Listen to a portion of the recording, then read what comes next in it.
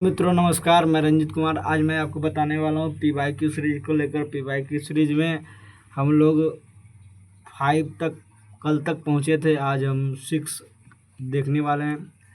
तो थोड़ा सा ये डिजिटली रूप से आपको दिखाई देगा, क्योंकि इस बार थोड़ा सा मेहनत और बरकरार है।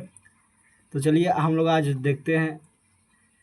करा है पहला नंबर क्वेश्चन है, करा अल्लाह रखा किस संगीत वाद्य यंत्र से संबंधित है। तो जो अल्लाह रखा है वो तबला से संबंधित है। क्या से? तबला से जो है वो तबला से क्या है? संबंधित है। अल्लाह रखा जो है वो तबला से संबंधित है। उसके बाद अगला क्वेश्चन कर रहा है। अगला क्वेश्चन से पहले हम लोग देखते हैं कि जिस टाइप से तबला से अल्लाह रखा वाद्य यंत्र से संबंधित है, उसी प्रकार सरोद वाद्य यंत्र से कौन कौन संबंधित है। तो सरोद वाद्य यंत्र से देखिए कि जो है आपको जना रहा होगा कि अमजद अली खां जो आपको जनाता होगा। देखिए ये अमजद अली खां है, यह जो है सरोद वाद्य यंत्र से संबंधित है। उसके बाद हफीज अली खां, ये भी जो है सरोद वाद्य यंत्र से है। उसके बाद राजीव तारानाथ, ये भी सरोद वाद्य यंत्र से है। उसी प्रकार शहनाई में कौन कौन है। तो शहनाई में बिस्मिल्लाह खां हो गए हैं जो, और उसके बाद रघुनाथ प्रसन्ना हो गए हैं, एस बलरेज, ये 3 व्यक्ति जो थे वो शहनाई से संबंध रखते थे। और शहनाई एक प्रकार का एक सुशिर वाद्य यंत्र है। आपसे पूछा जाएगा कि सुशिर वाद्य यंत्र कौन है। तो सुशिर वाद्य यंत्र जो होते हैं वो शहनाई होते हैं। और आपको यह बात मालूम होगी कि 2023 में जाकिर हुसैन जी को पद्म विभूषण पुरस्कार मिला। किस लिए? क्योंकि यह 5 बार ग्रैमी पर काम किए थे। उसके बाद करा this moment, as we speak, Pashto, ये सब जो है जाकिर हुसैन की रचना है। उसके बाद करा है कि तबला जो है किस तबला वाद्य यंत्र किनके द्वारा संबंध है। तो तबला जो है विक्रम घोष, निखिल घोष, स्वापम चौधरी, ये सब जो हैं ये तबला वाद्य यंत्र से संबंधित है। उसके बाद आपको बोल रहा है कि किस धातु में फाइबर की मात्रा अधिक होती है। तो फाइबर की मात्रा आपको क्या है? साबुन और अनाज, ये दोनों जो दिखा हुआ है वो आपको इसमें अधिक होते हैं। और एक बात और जान लीजिए कि अंडा जिसे है, ये देखिए अंडा है, और अंडा में जो है अंडा में जो सफ़ेद भाग होता है उसमें प्रोटीन पाए जाते हैं। अंडा में जो सफ़ेद भाग होते हैं उसमें प्रोटीन पाए जाते हैं। और उसके बाद देखिएगा कि अंडा में जो पीले भाग होते हैं उसमें कोलेस्ट्रोल पाए जाते हैं। उसके बाद कहता है कि चैता किस राज्य का प्रमुख नृत्य है। तो चैता जो है ये यूपी का एक प्रमुख नृत्य है। चैता जो है क्या है? एक यूपी का प्रमुख नृत्य है। और राजस्थान का प्रमुख नृत्य कौन कौन है। तो राजस्थान में घूमर, सुई सनी, काल बेलिया, चक्री, ये सब नृत्य जो है वह राजस्थान का नृत्य है। यह एग्ज़ाम में पूछा गया था कि काल बेलिया किससे संबंधित है। गुलाबी सपेरा से संबंधित है काल बेलिया जो है क्या है? किससे संबंधित है? गुलाबी सपेरा। उसी प्रकार का रहता है कर्नाटक का प्रमुख नृत्य कौन कौन है। तो कर्नाटक का प्रमुख नृत्य हो गए यक्षगान जो होते हैं वो आपके कर्नाटक राज्य के प्रमुख नृत्य हैं। यक्षगान हो गए हैं। उसके बाद लोलक, उसके बाद क्या हो गया? लोलक। उसके बाद आपका हो गया लोलक। उसके बाद क्या हो गया आपका? लोलक। उसके बाद कामसाले। उसके बाद डोली जो है ये आपका है कर्नाटक का। उसके बाद है भुट्ठा। उसके बाद असधना। उसके बाद नागमंडली। उसके बाद सुग्गी। उसके बाद कर्मा। उसके बाद हुंटारी। ये सारा नृत्य कर्नाटक राज्य का प्रमुख नृत्य है। उसके बाद करा है यूपी में कौन कौन नृत्य है। उसमें है नाटक, कजरी, झोला, छपेली, ये सब आपका जो है करना यूपी राज्य का है। उसके बाद एमपी का है मध्य प्रदेश।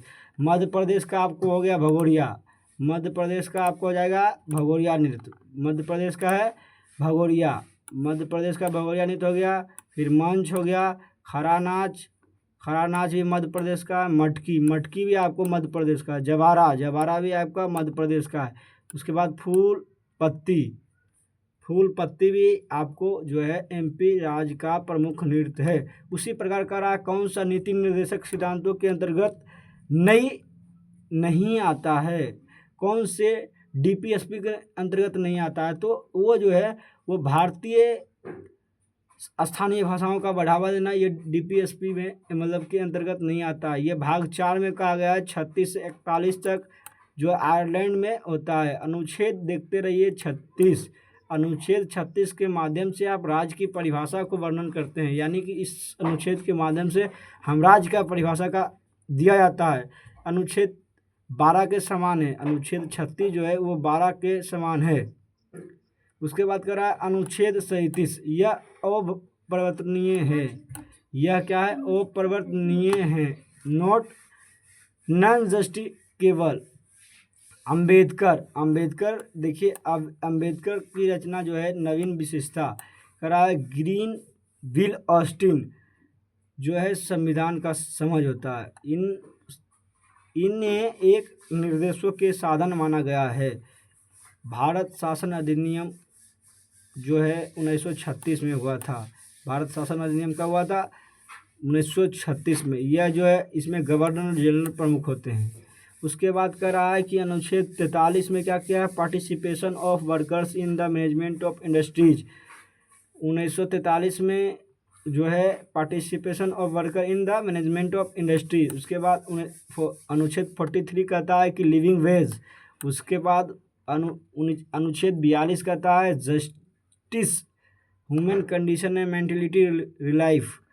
और अनुच्छेद 41 कहता है राइट टू वर्क। और उसके बाद अनुच्छेद 38 जो है यह आपको यह बोलता है कि यह राज्य के लोगों के कल्याण को बढ़ावा देने के लिए एक सामाजिक व्यवस्था को सुरक्षित करने के लिए अधिकृत करता है। अनुच्छेद 38 जो है आपको यह राज्य के क्या करता है? कल्याण को बढ़ावा देने के लिए क्या करता है? अधिकृत करता है। उसी प्रकार अनुच्छेद 39 लाइवली होना, पुरुषों या स्त्रियों को पर्याप्त आजीविका के साधन जो है अनुच्छेद 36 में 39 में वर्णन है। डिस्ट्रीब्यूशन, समाज में भौतिक संसाधनों का उचित एवं स्वामित्व एवं वितरण। डिस्ट्रीब्यूशन का मतलब होता है कि समाज में भौतिक संसाधनों का उचित स्वामित्व एवं वितरण। उसके बाद कहता है सेंट्रलाइजेशन। सेंट्रलाइजेशन का मतलब होता है कि आय एवं उत्पादन में संसाधनों का अहितकारी केंद्रीकरण का निषेध करना। उसके बाद करा पे मतलब क्या हुआ? स्त्री एवं पुरुषों के समान कार्य के लिए समान वेतन। हेल्थ, स्त्रियों और पुरुषों श्रमिकों बच्चों का प्रतिकूल रोजगार में जाने से बचाना।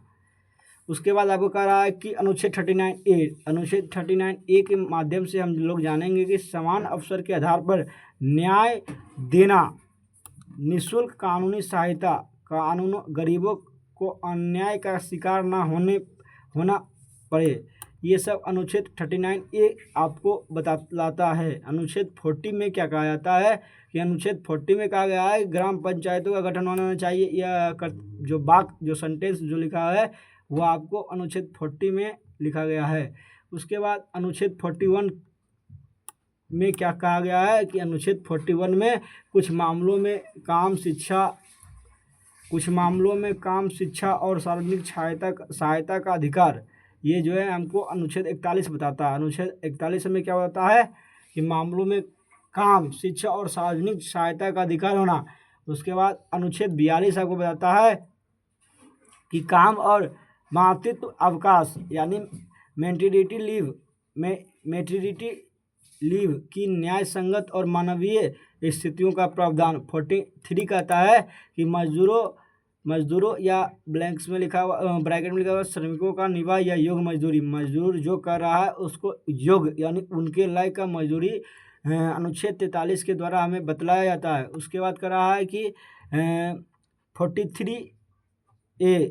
43A के माध्यम से हम जानेंगे कि 43A में उद्योगों के प्रबंधन में श्रमिकों की भागीदारी, उद्योग के प्रबंधन में जो श्रमिक का भागीदारी होता है वो आपको 43A के द्वारा किया जाता है। 43B के द्वारा क्या कहा जाता है, सहकारी समितियों को बढ़ावा देना। 43B के द्वारा जो होता है सहकारी समिति को बढ़ावा देने कहा जाता है।